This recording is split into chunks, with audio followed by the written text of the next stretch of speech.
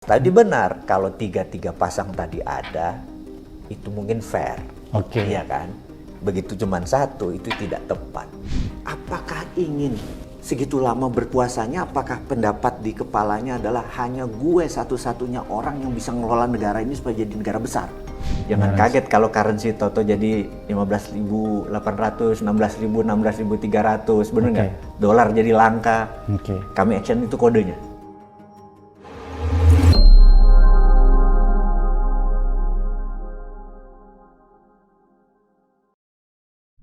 Assalamualaikum. Waalaikumsalam. Narasumber kita ini nama lengkapnya Pak Mardi Guwowe. Tapi bahas nama telik sandinya nih, Mr. Bosman. Aduh. Gimana kabar Mr. Bosman? Alhamdulillah. Sehat kan? Alhamdulillah. Saya lihat kayaknya kurang cerah hari ini. Oh itulah, mungkin Mendung demokrasi ya? Mendungnya di hati. Oh, mendungnya di hati. Kalau saya membahasakan seperti yang Andi Wijayanto katakan, mendung demokrasi katanya. Mendung demokrasi, itu baru tuh. Well, boleh juga. Boleh juga. Jadi, Mr. Bosman, hari ini kita lihat kemarin ya, banyak sekali pemberitaan, kondisi-kondisi di lapangan yang memperlihatkan kepada kita semua, walaupun kita melihatnya dari berita. Misalnya, ada di daerah-daerah tertentu, ada aparat menggunakan kekuasaannya, meminta penyelenggara pemilu, baik itu KPU maupun Bawaslu, untuk memasang CCTV dan terkonek di aparat negara itu. Satu, itu berita yang kita lihat. Betul. Dan menjadi pergunjingan. Ya. Kemudian kemarin yang bukan berita, tapi kita bisa menyaksikan secara luas karena disaksikan oleh TV, ada semacam mobilisasi perangkat desa. Katanya ada 8 organisasi perangkat desa yang hadir di GBK kemarin ya. Walaupun sebenarnya tidak secara eksplisit menyatakan itu deklarasi, tapi sepertinya itu lebih condong ke sana karena hanya mengundang satu pasangan calon saja. Kan kalau mau fair tiga-tiganya dipanggil kan, tapi ini kan hanya satu calon. Oleh karena itu menurut saya kelihatannya perangkat desa ini sudah mulai dimainkan. Karena mungkin mereka melihat bahwa perangkat desa itu sampai di lapis terbawah ya. Sama dengan Babinsa mungkin ya, Mr. Bosman. Oleh karena itu, sebagai orang yang lama berkecimpung dan praktisi intelijen, saya ingin menanyakan kepada Mr. Bosman, apakah kejadian yang tadi saya sebutkan ini, rentetan kejadian-kejadian ini bisa memberi petunjuk kepada kita semua bahwa ini semacam operasi intelijen. Ngeri-ngeri kayaknya. Kalau disebut operasi intelijen, itu harus senyap. Itu SOP-nya. Oke, senyap ya? Senyap. Jadi kalau ini di permukaan, bisa dibilang itu bukan operasi intelijen. Oke. Yang disebut operasi intelijen itu mungkin kenapa ada sekian banyak kepala desa hadir. Itulah operasinya. Oke. Jadi ada dua operasi. Yang senyapnya operasi intelijen, yang di permukaan adalah action biasa. Gitu ya. Nah, ini memang agak miris di mana perangkat desa itu sebenarnya instrumen yang harus netral, gitu ya, sama seperti TNI, Polri, harus netral. Harus ya. Karena itu ada aturannya, ada pasalnya, gitu ya. Di Undang-Undang Pemilu sudah jelas. Di Undang-Undang Pemilu jelas. Dan kita tahu ada 86.000 desa. Jadi kalau kelurahan itu kalau nggak salah sekitar 8.000 kelurahan. Tapi kalau desa itu 86.000. Luar biasa ya. Saya sangat kenal sekali urusan perdesaan ini. Waduh, ini gawat nih netizen. Inilah kalau kita bicara sama orang telik sandi. Jadi, kenal betul ya strukturnya sampai kenal betul. Jadi kita punya kaki-kaki organik di semua desa. Dan memang ada penggalangan dalam 1 tahun terakhir. Ada penggalangan ya? Ada penggalangan. Dan dulu, kalau penggalangan itu termasuk operasi intelijen ya? Itu betul, kalau itu. Nah, memang penggalangan ini memang mengarah ke salah satu paslon. Gitu. Jadi saya pikir, tapi selama itu belum naik ke permukaan, itu belum salah. Belum salah. Ketika ini kemarin naik ke permukaan, itu tidak tepat. Benar nggak? Saya tidak menggunakan salah ya. Oke, tidak itu tepat, tidak tepat. Ini bahasa halus ya. Bahasa halus. Tadi benar, kalau tiga pasang tadi ada, itu mungkin fair. Oke. Iya kan? Begitu cuman satu, itu tidak tepat. Itu aja mungkin ya, kita netralkan dulu nih Oke, diskusinya. ya. Biar jangan dalam-dalam. Teman-teman netizen nanti gigi 5 stres semua nih. Oke netizen. Oke. Jadi itu fakta yang terjadi ya. Bahwa ada mulai semacam penggalangan yang dilakukan dan itu sampai ke desa ya. Sepertinya kejadian-kejadian seperti ini, kondisi-kondisi seperti ini pernah kita alami di zaman Orde Baru. Ya. Yeah. Kebetulan pada saat itu saya masih menjadi aktivis mahasiswa, jadi saya merasakan betul ya. Betul. Seolah-olah itu kita kembali lagi ke belakang. Ada operasi-operasi semacam itu untuk memenangkan ya kelompok-kelompok tertentu, kalau di masa lalu untuk melanggengkan status quo. Jadi kalau operasi di masa lalu itu operasi intelijennya untuk melanggengkan ya, kira-kira seperti itu. Oleh karena itu menurut saya ini kan tidak sehat bagi iklim demokrasi. Padahal kita tahu bahwa demokrasi kita sebentar lagi sudah sampai di ujung. Kalau dia sampai di ujung, kita menjadi role model nih kelihatannya. Semua negara akan bercermin ke kita. Semua negara akan datang di sini untuk belajar berdemokrasi. Tapi kalau kejadian-kejadian seperti ini dibiarkan, ini kan merusak demokrasi. Dan cita-cita kita menjadi role model demokrasi di Asia itu menjadi sirna. Kira-kira bagaimana menurut pandangan Mr. Bosman? Kita belajar banyak dari Orde Baru. Oke.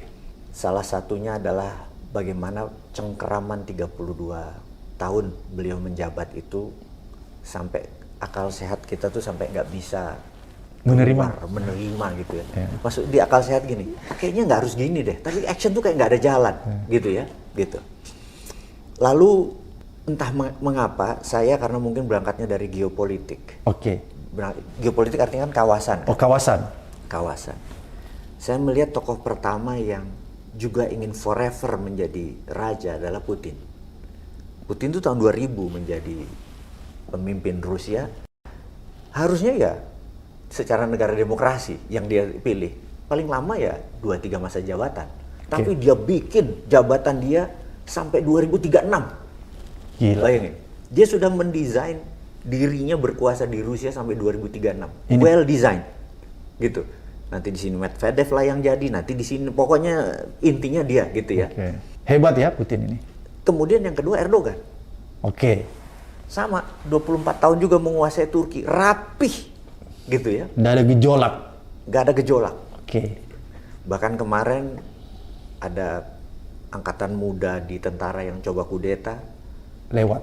rapih, Ya. bersih lagi gitu. Bahkan hampir 7.000 Ya. taruna di tahanan masuk semua karena coba kudeta. Terus terakhir adalah Xi Jinping. Xi Jinping ini 2013 menjadi pemimpin di Tiongkok. Oke. Nah, ini harus klarifikasi. Saya menyebut Tiongkok karena negara. Saya tidak pernah menyebut Tionghoa sebagai ras. Tionghoa ras ya. Tiongkok negara. Negara. Kalau Oke. ditanya, saya tidak pas dengan Tiongkok. Tapi saya tidak ada masalah dengan Tionghoa gitu. Oke. Oke. Ini harus dikelirkan. Harus dikelirkan gitu ya. Disclaimer ya. Benar. Nah, balik lagi di 2013 dia menjadi ini dan kita tahu dia clear selama masa jabatan dia nggak akan turun sebelum ngambil Taiwan. Ini ceritanya. Obsesi. Jadi dia ya? buat semua gimana dia menjabat sampai 2037 kalau perlu. Gitu. Ini semua nih berencana. Lalu entah bagaimana gitu ya. Indonesia ikut. Di Indonesia kok ikut gitu. Entah bagaimana di Indonesia ikut. Mulai ditata juga. Jadi saya keinget apakah ingin segitu lama berkuasanya, apakah pendapat di kepalanya adalah hanya gue satu-satunya orang yang bisa ngelola negara ini supaya jadi negara besar. Saya pikir, itu doktrin siapa yang mengatakan itu gitu ya. Itu yang saya bilang. Terus tadinya saya masih tidak percaya, tapi boleh cek di fakta digital bahwa saya memprediksi 2024 itu adalah Prabowo Jokowi. Itu saya prediksinya 2019 pada saat Pak Jokowi dilantik jadi presiden. Oke. Bayangin ini jadi 5 tahun yang lalu. Iya. Kita sudah menebak bahwa hal ini akan terjadi, gitu ya. Oke. Jadi saya mungkin tidak terkejut sewaktu ada perubahan-perubahan atau yang saya surprise adalah Gibran yang jadi. Jangan cuma surprise itu aja gitu ya, balik. Dan kalau mau lihat supaya saya nggak dibilang bullshit, nanti saya kasih screenshotnya di acara ini buat 2019 saya sudah buat, bahkan fotonya saya sudah buat, gitu ya. Jadi kenapa hal itu bisa kita tebak, gitu. Inilah yang saya pikir harus dibuka di sini apa di episode berikutnya itu. Nah, ini dibuka aja di sini ya. Mr. Bosman ini luar biasa. Jadi intinya adalah kita tahu Pak Jokowi saat ini merasa dirinya populer. Populer ya? Di seluruh lembaga survei yang ada di Indonesia, kesukaan terhadap beliau di atas 80% katanya. Ya, katanya. Walaupun itu bisa di-challenge dengan hasil surveinya EF. EF sudah bisa men-challenge. Betul. Nah, jadi karena tinggi sekali popularismenya, terus dia juga merasa ada banyak unfinished business. Yang dia merasa kalau dia tidak selesaikan itu, dia merasa legasinya tidak selesai. Walaupun udah dikasih kesempatan 10 tahun, legasinya. Legasi dalam arti fisik ya? Fisikal. Nah, ini yang saya tanya. Saya sesungguhnya berharap Pak Jokowi itu, karena dia adalah penggalang revolusi mental, maka legacy yang ditinggalkan itu adalah spirit atau konsep atau idea, gitu ya. Idea tentang revolusi mental. Iya. Yang bisa diterjemahkan. Tapi di ujung kok fisikal, maksudnya kok jadi IKN gitu, jadi fisik. Itu saya pikir terjadi perubahan pada diri beliau. Gitu. Jadi saya pikir ini pendapat pribadi sekali lagi. Ada apa Pak Jokowi? Apakah 2 kali menjabat sebagai wali kota, 2 tahun sebagai gubernur, 10 tahun sebagai presiden masih kurang menjabat publik, melayani publik masih kurang. Beliau masih mau jadi pelayan lagi. Mungkin pelayan atau penguasa? Nah, ini dia nih. Kita kayaknya harus tanya beliau, Bapak ini 5 tahun lagi tuh mau jadi pelayan atau menjadi penguasa? Karena kalau pelayan orang akan ikhlas. Itu kalimat bagus tuh. Kalau jadi penguasa orang tidak akan ikhlas. Kira-kira seperti itu. Saya baru ngeh juga posisi itu. Kan harusnya abdi, harusnya pelayan ya? Iya, harusnya pelayan. Atau jadi penguasa ya? Iya. Oke, netizen teman-teman, Anda yang bisa menjawab nih, nanti tolong di komen ya. Kalau 5 tahun lagi entah dia pinjam tangan Mas Gibran, itu dia sebagai pelayan atau sebagai penguasa? Teman-teman jawab deh. Oke. Kita lanjut. Lanjut. Jadi kalau kita melihat itu kondisinya, Mr. Bosman, bahwa ada sesuatu ya, kalau dipotret secara geopolitik tadi, ini semacam memberi dia inspirasi dari kejadian-kejadian di sebelah sana, di negara lain, kan betul, gitu ya. Betul. Kalau kita potret dari segi geopolitik. Tapi yang ingin saya tarik lebih dalam, bahwa apakah di dalam Pilpres nanti yang akan kita lakukan di tahun 2024, tidak ada semacam konspirasi, karena Anda sudah terlanjur berbicara tentang geopolitik, apakah tidak ada kemungkinan terjadi konspirasi internasional untuk melaksanakan atau melakukan atau katakanlah mendukung, ada konspirasi internasional untuk mengendorse, mendukung calon-calon tertentu di dalam Pilpres 2024 nanti. Karena tadi kan Anda bicara tentang geopolitik. Kalau Anda berbicara dalam geopolitik, maka di bayangan saya kayaknya akan muncul juga semacam konspirasi internasional untuk mengarahkan dukungan kepada paslon tertentu. Saya tuh kadang-kadang kalau ditanya sama brother Abraham Samad ini, hati itu kayak geter gitu. Karena pertanyaan itu agak menusuk. Tapi kalau kita tidak jawab, ini adalah pertanyaan yang mewakili banyak netizen. Iya. Ini kan sebenarnya netizen sebenarnya yang bertanya gitu ya. Kalau buka kesannya kita jadi kayak telanjang gitu ya. Tapi saya pikir gini deh, demi acara ini, demi masyarakat demi edukasi, mencerahkan, saya pikir begini. Beberapa kali kaki organik dari negara adidaya Amerika itu saya bertemu. Kaki organik. Nggak usah disebutkan namanya. Iya betul. Nah, di situ mereka ini berkata bahwa 10 tahun terakhir di mana Indonesia itu pemerintahnya miring ke Tiongkok.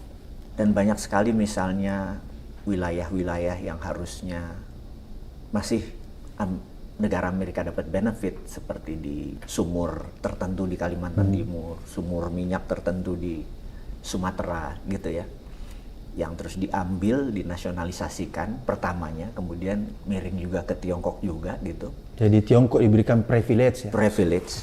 Dan 10 tahun terakhir itu bukan dari Indonesia saja, bahkan dari seluruh ASEAN itu sepertiga GDP Amerika itu turun, sehingga kalau dia misalnya growth per tahun 2-3% itu hampir 1,5% hilang, dan mereka harus ambil balik. Itu kalimat dari pesan sponsornya, mereka harus ambil balik. Nah, pertanyaannya mereka di mana, bener kan? Kalau mereka di perubahan atau mereka di perpanjangan, gimana itu? Ya, satu lagi apa sih istilahnya? Berkelanjutan. Menurut kita pasti mereka di perubahan, bener nggak? Ya, itu analisa kita ya? Analisa saja, karena dia nggak ngomong. Kemudian saya tanya, tentunya perang kamu bukan sama kita dong. Perang kamu adalah perang negaramu, mewakili negaramu. Tiongkok ngapain? Dia kasih buka itu posisi Tiongkok. Wah, digitalnya memang udah dikuasai di Indonesia ini oleh pro Tiongkok, supaya saya bilang mereka di mana? Ya jujur aja, ya di yang sekarang atau yang di ini. Waduh, saya pikir menarik. Jadi Tiongkok kesini, ini belakangnya apa, keperubahan gitu ya. Terus saya tanya. Jadi digital dia sudah kuasai ya Tiongkok? Yang Tiongkok udah kuasai digital. Jadi kita nggak heran begitu ada bicara langsung tersebar. Dan toolnya salah satunya TikTok tentunya, karena punya sana. Dan saya bisa ngomong begini karena 5 akun TikTok saya asal 1.500 pasti hilang. Jadi saya merasa Tiongkok ada masalah sama gue. Masalah intelijen. Masalah intelijen. 5 akun TikTok saya asal udah 150.000 hilang. Jadi saya bilang buat lagi nggak yang ke-6. Tapi saya bilang kita kan nggak ada matinya, ya kan? Die hard. Gue bikin lagi yang ke-6. Gitu. Lanjut cerita ini. Jadi saya bertanya, gue masih nggak percaya. Jadi kita selalu tidak percaya bahwa lu akan action. Actionmu apa? Karena saya lihat dulu Anda memang masuk ke oposisi lebih aktif, tapi sekarang saya lihat operasi di mana-mana. Negaramu itu nunggu selesai aja, lu nggak mau modalin di muka. Jadi kalau dulu mereka operation, sekarang nggak, mereka nunggu di muka doang. Udah nunggu di dekat-dekat finish. Udah dekat-dekat finish aja. Dia nggak mau create dari awal, saya bilang gitu. Jadi itu permainan asing sekarang begitu. Berarti berubah metodenya? Berubah metodenya. Metode yang lalu, konspirasi asingnya itu dia di awal? Di awal, dia masuk benar-benar menggiring dari awal. Menggiring ya? Sekarang dia di ujung saja. Dia meng-create dulu ya? Yes, sekarang dia tidak create. Apa yang ada dia mainin. Gitu. Nah, kasih saya indikasi. Kasih saya indikasi. Jadi saya kasih tahu ke publik ini sekarang. Bener nggak? Jadi tool kami 2. Currency dan bursa. Jadi kalau mendadak bursa di Indonesia uang itu ditarik keluar, dan itu udah mulai ambruk, kami mulai action. Itu kita bisa deteksi dia mulai melakukan sesuatu. Dia mulai melakukan sesuatu. Terus yang kedua adalah currency. Jangan kaget kalau currency toto jadi 15.800, 16.000, 16.300, bener nggak? Dolar jadi langka. Kami action, itu kodenya. Gitu. Itu dia ngomong ya sama Mr. Bosman? Saya bilang, waduh, ini nggak bercanda nih. Karena kita tahu. Kaget juga Mr. Bosman dengar pada saat itu? Surprise juga. Karena, surprise. Tapi saya pikir, itu kode. Kode ya? Itu kode. Saya pikir kita tunggu aja kodenya itu masuk. Jadi hal ini bisa menjadi acuan bahwa memang mereka mengendalikannya kan pakai economic warfare. Gitu. Jadi mereka, saya tunggu. Beneran rupiah ke 16 ribuan atau 16.300 dan rupiah dolarnya langka gitu kan? Itu aja paling indikasinya nih. Berarti kalau dari diskusi itu, kalau Mr. Bosman lihat bahwa apakah sekarang ini yang tadi didiskusikan itu sudah mulai mengarah ke sana, faktanya, kondisi-kondisinya, prakondisinya sudah? Kayaknya belum. Kayaknya belum. Karena kan masih 90 hari ya. Dia belum memulai. Kayaknya belum. Karena kondisi di lapangan seperti tadi, kalau lihat rupiah belum juga. Karena mereka bisa action itu hitungan detik kok. Itu bukan hal yang mereka harus dari sekarang dicicil, enggak. Sekali action itu one time kok itu. Gitu. Jadi nggak saya tinggal nunggu aja momen itu, gitu kan. Kalau itu terjadi kan ekonomi mendadak jadi nggak stabil kan. Itu ciri mereka banget, gitu. Berarti ciri itu agak mirip-mirip tahun 98 ya? Aku curiganya begitu, karena dia merasa juga 98 itu 32 tahunnya. Oke. Itu SOP-nya agak mirip gitu. Oke.